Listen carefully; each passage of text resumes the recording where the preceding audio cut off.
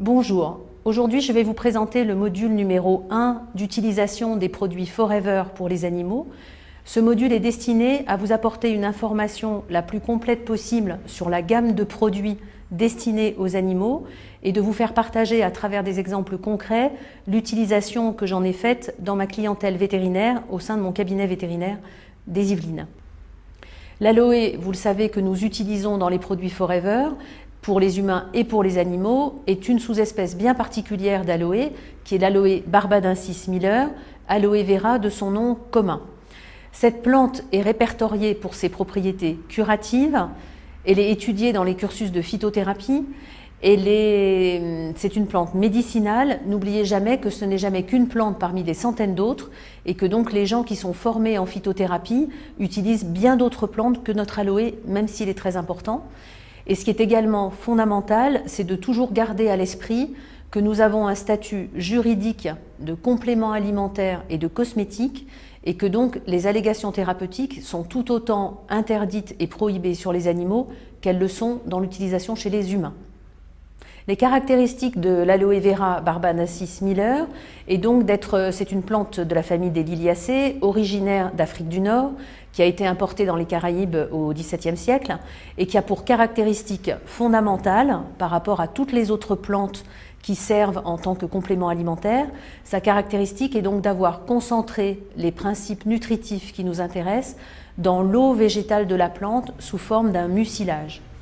Dans ce mucilage, on va retrouver au moins 75 nutriments intéressants pour la santé, de toutes les familles biochimiques confondues. J'ai pour habitude de me référer à un ouvrage de David Hirsch, qui est un confrère anglais, pour lister les composants du mucilage d'aloe vera.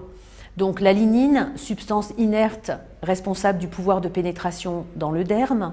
Les saponines, dans saponine vous retrouvez la racine du mot savon. Ce sont donc des substances détergentes, antiseptiques. Il y a également des minéraux sous forme de traces, on parle d'oligo-éléments. Il y en a 9 différents dont la proportion relative va varier en fonction des années, des conditions de culture de la plante. Enfin, il y a des vitamines et elles sont très importantes, en particulier parce qu'on a toutes les vitamines du groupe B, qui sont les vitamines responsables du bon état des phanères, c'est-à-dire pour les animaux, les poils, les griffes, les ongles, éventuellement les plumes si on s'adresse aux oiseaux. Il y a également des enzymes qui sont pour la plupart des enzymes digestives. On sait que les enzymes sont très fragiles quand on transforme une plante pour la mettre dans un produit fini, donc d'où l'importance d'un procédé de stabilisation à froid. Les acides aminés, 7 des 8 acides aminés indispensables sont présents dans le mucilage d'aloe vera. Nous avons également de l'acide salicylique qui est un précurseur de l'aspirine, et des acides gras qui sont des stérols, et enfin la famille biochimique la plus importante, c'est la famille des sucres. Il y a dans le mucilage d'aloe vera des sucres à courte chaîne, des oses, et puis surtout des sucres à grande chaîne. Le plus important est l'acémanane, c'est un sucre à formule complexe qui intervient dans des réactions du système immunitaire, en particulier des réactions d'activation des lymphocytes T qui ont des propriétés antivirales.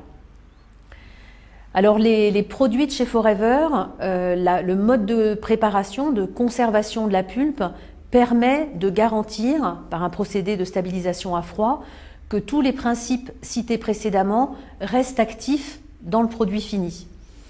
L'autre caractéristique essentielle, c'est que dans notre bidon, il y a effectivement quasiment à 99,9% l'eau végétale de la plante telle qu'elle était à l'état naturel. Ceci garantit ce qu'on appelle en médecine une biodisponibilité optimum de tous les nutriments que je vous ai cités tout à l'heure. Alors, quelles sont les principales propriétés pour les animaux du mucilage d'aloe vera? Alors, bien sûr, c'est d'abord et avant tout un complément alimentaire de choix, parce qu'il est stabilisé à froid, que c'est une eau végétale de plante. Or, je vous le dirai souvent au cours des formations, une des caractéristiques de nos animaux domestiques à notre époque est d'être nourris quasiment exclusivement avec une alimentation déshydratée. Ça pose le problème de l'apport en eau, donc bien évidemment l'eau du robinet, l'eau minérale convient.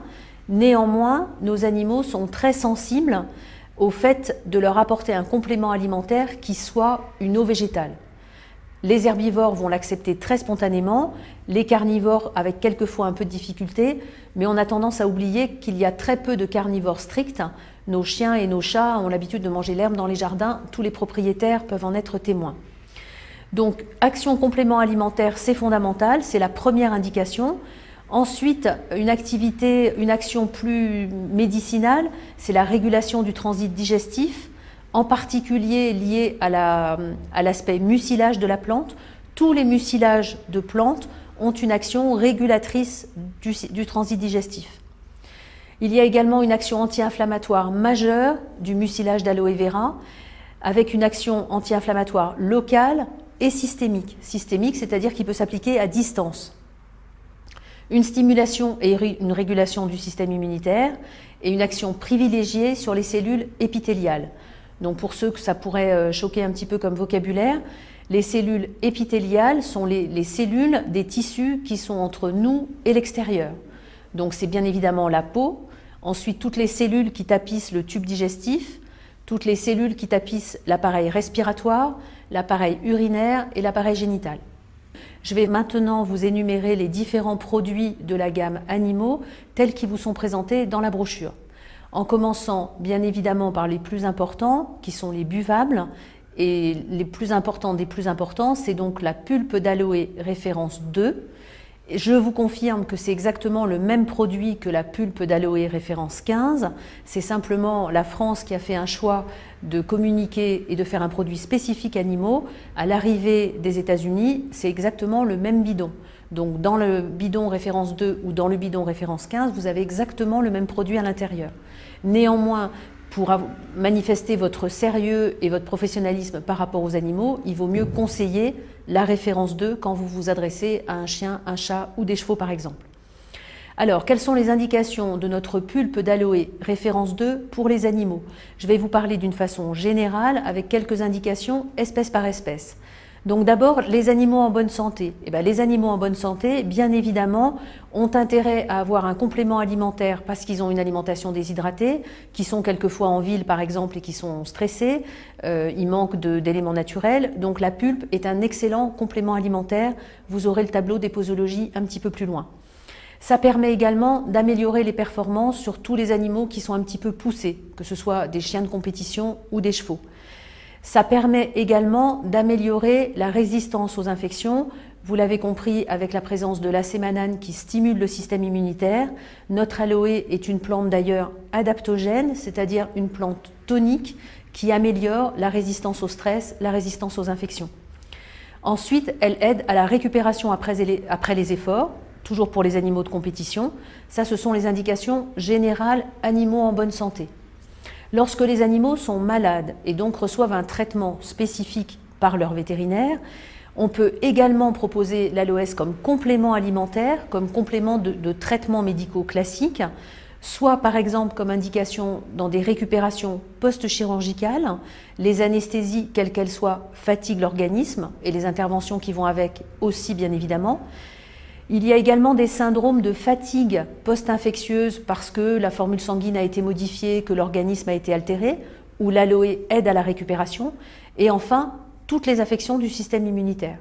On sait à l'heure actuelle qu'il y a de plus en plus de pathologies, de dérèglement du système immunitaire avec les allergies, et elles sont aussi beaucoup plus nombreuses à notre époque sur les chiens et les chats qu'elles ne l'étaient il y a une vingtaine d'années. Donc voilà pour les indications. Les animaux malades en général vont être aidés dans leur procédé de récupération par la pulpe d'aloe vera. Ensuite, des indications spécifiques qui ne sont liées qu'à l'aloe.